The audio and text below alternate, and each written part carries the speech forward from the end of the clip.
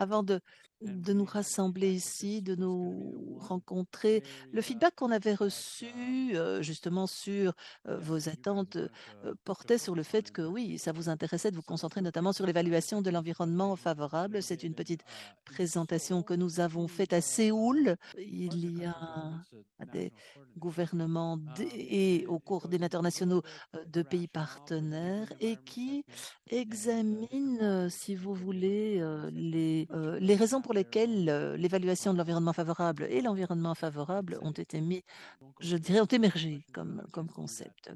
Alors, vous pourrez poser les questions, évidemment, cet après-midi, mais je commence immédiatement par ceci. En gros, quel est le résumé à vous donner? Les OSC accordent une grande importance à l'évaluation de l'environnement favorable aux OSC. Évidemment, on encourage les gouvernements à travailler en étroite collaboration avec les OSC nationales pour remplir l'enquête.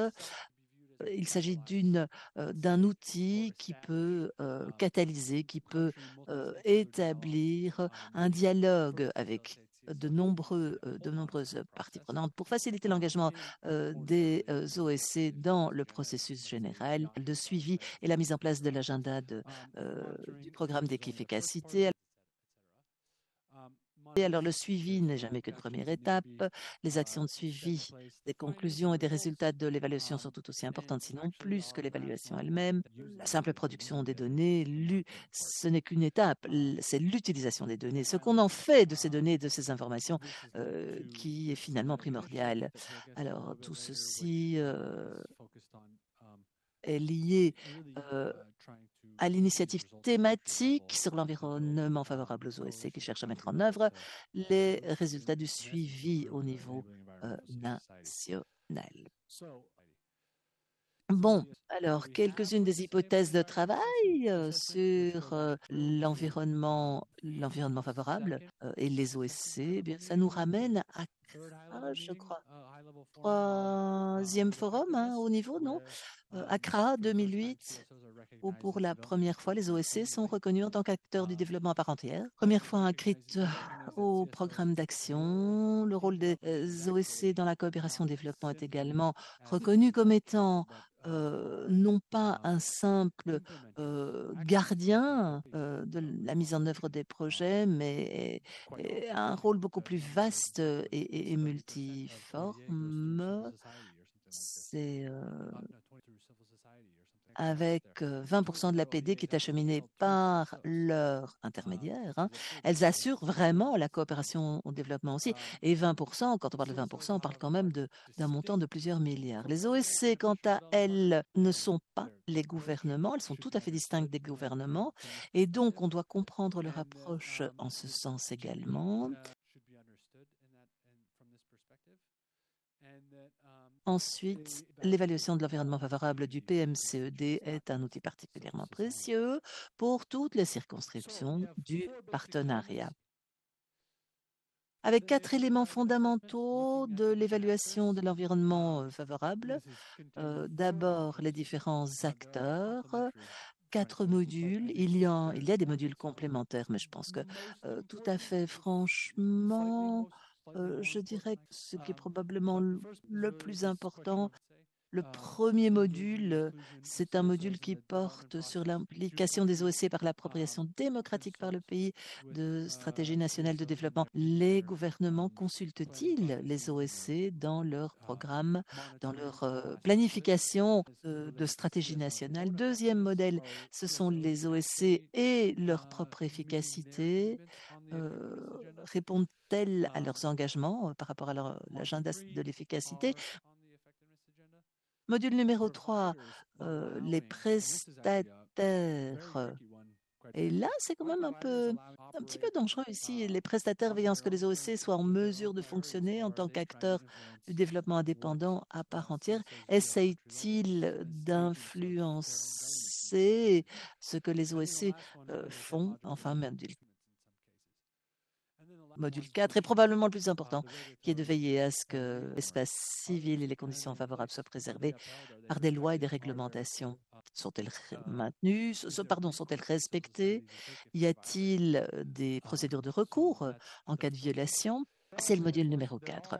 Donc, oui, d'une certaine manière, tout ceci se renforce dans l'ensemble, je dirais, de cet espace favorable, mais je dirais que le module 4, qui se réfère à l'espace civique et aux conditions favorables, c'est vraiment, je dirais, la base de la base, alors que les trois autres suivent.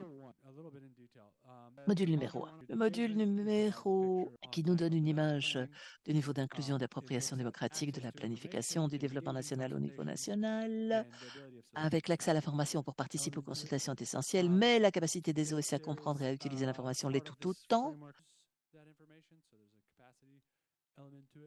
Dans ce cadre-là aussi, l'espace est-il ad hoc ou institutionnalisé? Y a-t-il aussi une marge de manœuvre pour le contrôle ou le suivi de l'impact des engagements? Parce que s'il y a des résultats préfixés, il faut le savoir, il faut comprendre si la consultation a donné des résultats, oui ou non. Enfin, la création de boucles de rétroaction et d'actions de suivi par le biais de dialogues d'action au niveau national est particulièrement utile à la fois pour répondre aux résultats de l'évaluation, mais également pour améliorer les performances de l'évaluation elle-même. Le module numéro 2 se penche sur l'efficacité propre des OSC. Là, très clairement, en tant que partenaire et partie à l'agenda de l'efficacité, signataire également de cet agenda, les OSC ont leur propre agenda. Les principes d'Istanbul ont été élaborés par les OSC pour s'évaluer elles-mêmes. Évaluer leur efficacité sont peut-être plus complets, du coup, que les principes de la CED et le suivi des OSC, plutôt que de lier leurs propres pratiques à certaines normes tout à fait contraignantes. Alors, évidemment, il faut que euh, les conditions d'efficacité soient en place, faute de quoi les OSC ne peuvent pas fonctionner correctement. Je pense notamment au fonctionnement et en leur permettant d'accéder librement à des sources de financement durables. Module numéro 3, soutien aux partenaires de développement. Le soutien des partenaires au développement doit partir du principe que les priorités des OSC au niveau national peuvent ne pas être parfaitement alignées sur les agendas des prestataires.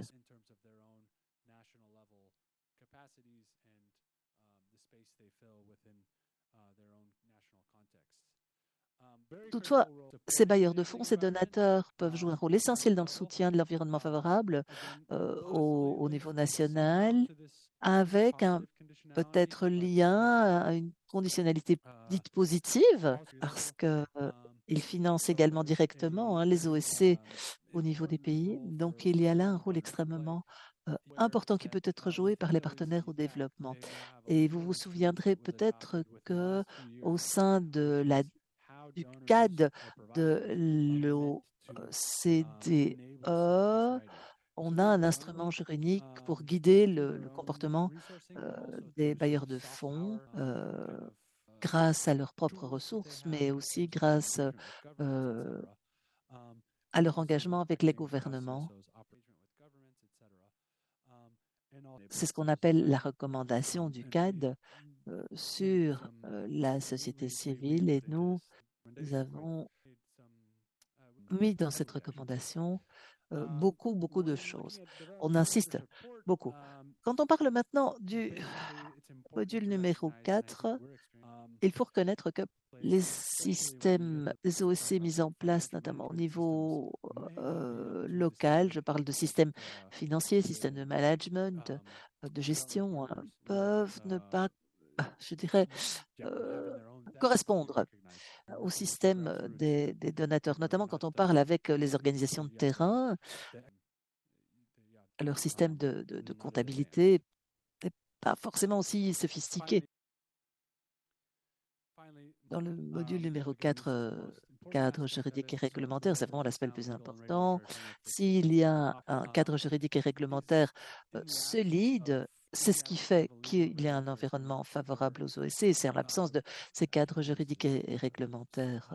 Je suis désolée, c'est la diapositive là qui semble avoir mélangé tous les noms. Donc, En l'absence de cadre juridique et réglementaire respecté, les autres aspects pris en compte dans l'environnement en pâtiront. Alors, les implications de l'évaluation s'étendent également à d'autres acteurs qui ne sont pas des gouvernements. Et je me souviens pendant de très nombreuses années, le secteur privé a essayé tendre une branche d'olivier à la société civile pour éviter qu'elle ne soit trop critique en disant, ben nous, on crée les conditions favorables dans les pays et oui, conditions favorables certainement pour les activités lucratives, mais bon, ceci étant dit, parfois, il y a moyen de mettre en place des recours, notamment, et ce serait là un des exemples.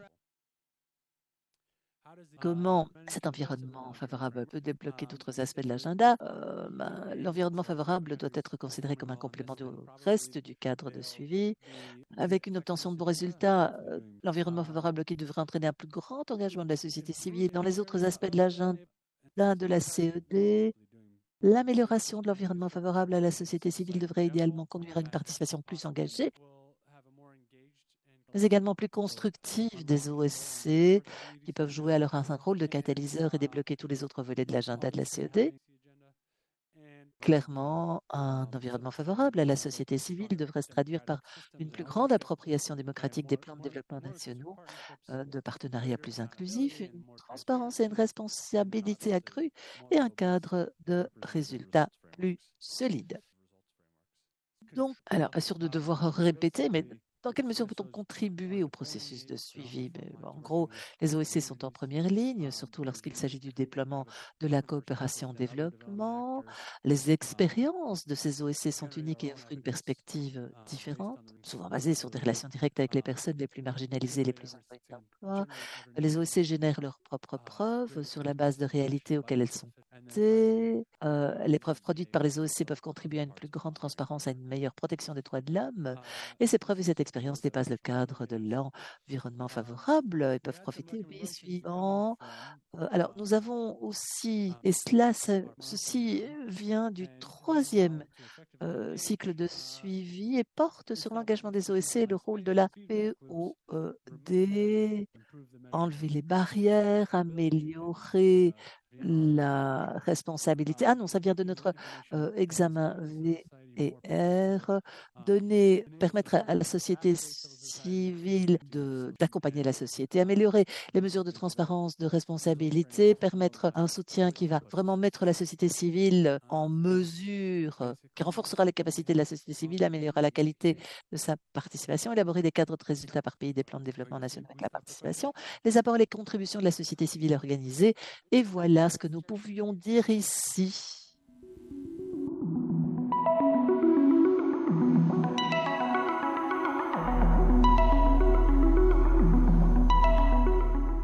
Vous avez déjà entendu beaucoup de choses, alors j'essayerai d'être bref. Je pense que nous pourrons commencer avec cette diapositive qui représente un assez beau résumé des principes de Kampala. Est-ce est-ce que les principes de Kampala ont été dictés en 2019? Alors, ce qu'il s'est passé, à l'époque, il y avait un sommet, une communauté internationale qui se basait sur le cadre de la déclaration de Busan. À l'époque,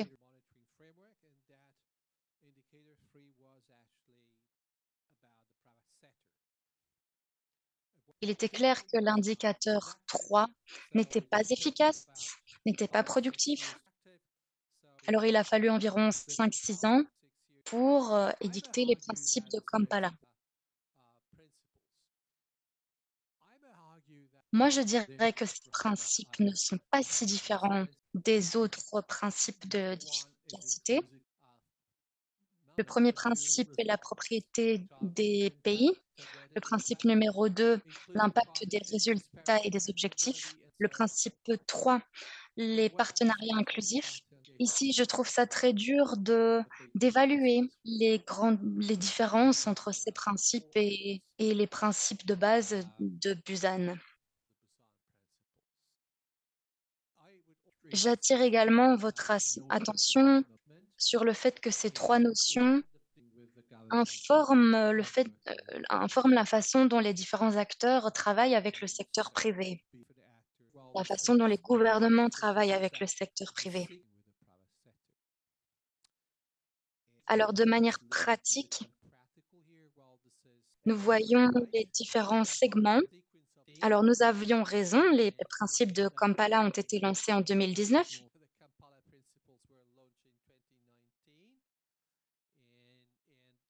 et des étapes supplémentaires ont été requises pour mettre en place les principes, comme une boîte à outils ou encore l'approbation à Genève. Quelques points clés pour comprendre pourquoi les principes de Kampala sont si importants. L'engagement du secteur privé dans la coopération. Ces principes examinent cet engagement. Il est important de savoir que les principes font partie de l'exercice de suivi du PMDEC. Et je pense qu'il est également important de savoir que nous ne récoltons pas des données juste pour le fait de récolter des données, mais pour obtenir des résultats. Voyons également le rôle des différentes parties prenantes grâce au principe de Kampala. En fait, beaucoup d'acteurs sont impliqués dans les principes de Kampala. Tout d'abord, les gouvernements nationaux, les partenaires de développement. Et voyez que les OSC sont censés fournir une seule contribution. Il n'y aura pas plusieurs OSC qui contribuent avec plusieurs rapports, mais une seule. Les OSC doivent se retrouver et faire une déclaration commune. C'est ce que nous avons remarqué. Les OSC, les rapports peuvent être différents entre les différentes OSC, mais là, elles doivent toutes se réunir.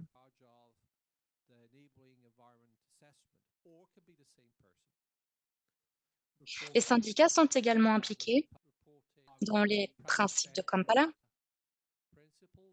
Évidemment, le secteur privé. Notez que le secteur privé est à distinguer de grandes entreprises. Il s'agit ici de petites entreprises. Le point suivant concerne les grandes entreprises. Elles ne sont pas à mélanger. Vous voyez ici nos attentes par rapport à cette évaluation et au principe de Kampala. Les politiques, la qualité, le dialogue inclusif dans le secteur privé et les partenariats du secteur privé.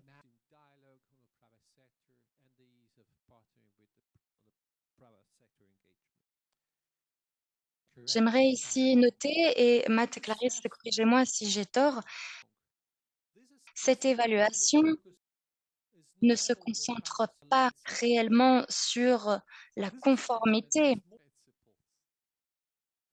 mais la conformité du secteur privé, mais plutôt de l'engagement du secteur privé. Et cette différence est fondamentale. Par exemple, dans le cas des OSC, nous avons des principes d'efficacité des OSC. Et les OSC doivent mettre en place ces principes. Alors que ce n'est pas le cas pour le secteur privé. Donc je pense que c'est une différence fondamentale qui montre à nouveau qu'il y a un chemin que le secteur privé prend qui est différent du chemin des OSC. Je ne sais pas si je vais trop loin dans l'interprétation, mais il s'agit ici de l'engagement du secteur privé et non pas de la conformité du secteur privé avec les principes. Enfin, c'est ma perspective, mais j'espère qu'à travers ce 4e cycle de suivi, nous en saurons plus.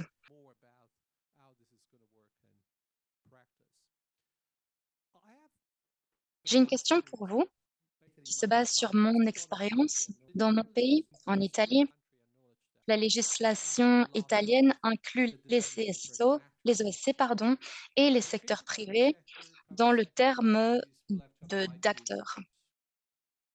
Le secteur privé doit répondre à certaines obligations, mais les OSC, elles, doivent vraiment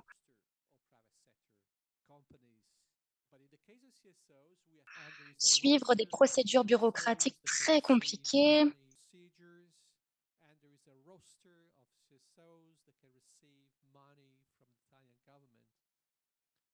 Et pour moi, c'est un exemple qui illustre très bien les deux chemins dont je parlais. Il est beaucoup plus facile de prendre le chemin du secteur privé que le chemin des OSC. Je ne sais pas comment ça se passe dans vos pays, mais voilà comment ça se passe en Italie.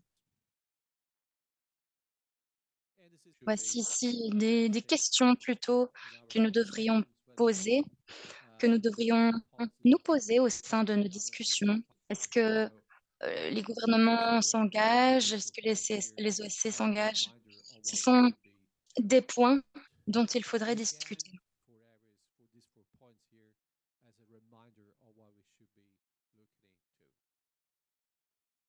À nouveau, plus de détails en ce qui concerne le dialogue inclusif, les consultations, les consultations multipartites, la qualité de l'engagement du secteur privé. Où l'engagement a-t-il lieu?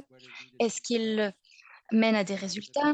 Est-ce que cet engagement est conforme aux principes? Voilà, ce sont des questions en ce qui concerne les domaines majeurs dont nous venons de parler.